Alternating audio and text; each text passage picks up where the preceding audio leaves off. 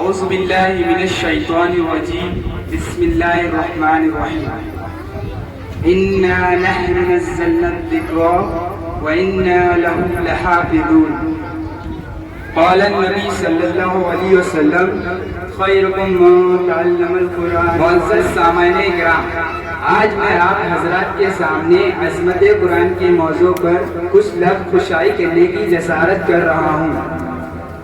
عظمت قرآن کریم اللہ رب العزت کی وہ آخری کتاب ہے جس کو اللہ رب العزت نے لوح محفوظ سے سب سے افضل فرشتے حضرت جبرائیل علیہ السلام کے ذریعے سب سے افضل نبی حضرت محمد صلی اللہ علیہ وسلم کے قلب اطہر پر نازل فرمایا۔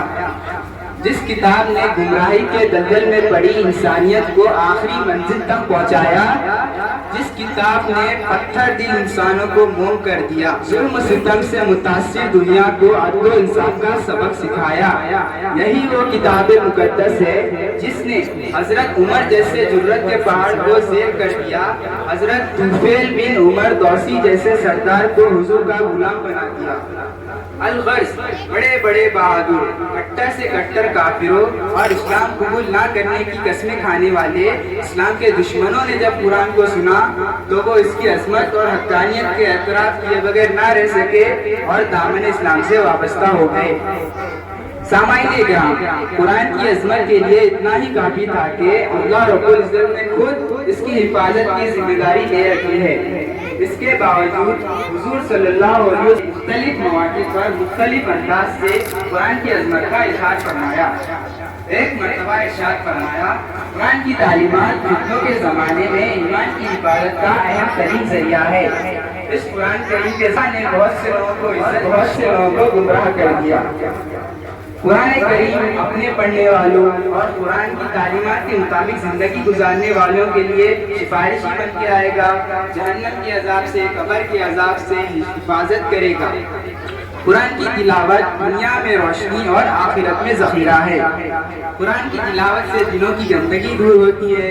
حافظ قرآن اور حافظ قرآن کے ماں باپ کا کل قیامت کے دن ساری مخلوق کے سامنے احترام کیا جائے گا، سورج سے زیادہ روشن تاج پہنایا جائے گا، کرامت کے جوڑے پہنائے جائیں گے۔ قرآن کریم میں تمام بیماریوں سے شفا کا وعدہ ہے۔ الغرض دنیا اور آخرت کے بے شمار فائدے اس مقدس کتاب سے وابستہ ہیں، لیکن افسوس کے ساتھ یہ بات کہی جا سکتی ہے کہ آج ہم نے قرآن اور اس کی تعلیمات کو پیٹ پیچھے ڈال دیا، قرآن کو یاد کرنے کو بیکار سمجھتے ہیں۔ اخبار پڑھنے اور واٹس ایپ کے میسیجز پڑھنے ہر کی واحد تباہی کے لیے ہمارے پاس وقت ہے، لیکن اللہ ہم سے قرآن میں کیا فرماتے ہیں اس کو جاننے کے لیے ہمارے پاس وقت نہیں۔ دنیا اور آخرت میں کام نہ آنے والی بیکار غیر ضروری مشغلوں سے اور آخرت سے دور کرنے اور اخلاق کو خراب کرنے والی دوستیوں کے لیے ہمارے پاس وقت ہے، لیکن قرآن درست ہو جائے، تجوید ٹھیک ہو جائے، قرآن کی تعلیمات سے ہم سب کی زندگی سنور جائے، اس کی طرف ہماری توجہ بھی نہیں ہے۔ یہی وجہ ہے کہ آج ہم دنیا میں ذلیل اور رسوا ہو رہے ہیں، غیر ہم پر مسلط ہو رہے ہیں، پوری امت بے دین ہو رہی ہے۔ قرآن کی دوری کی وجہ سے مسائل اور مشاکل کے دو چار ہیں۔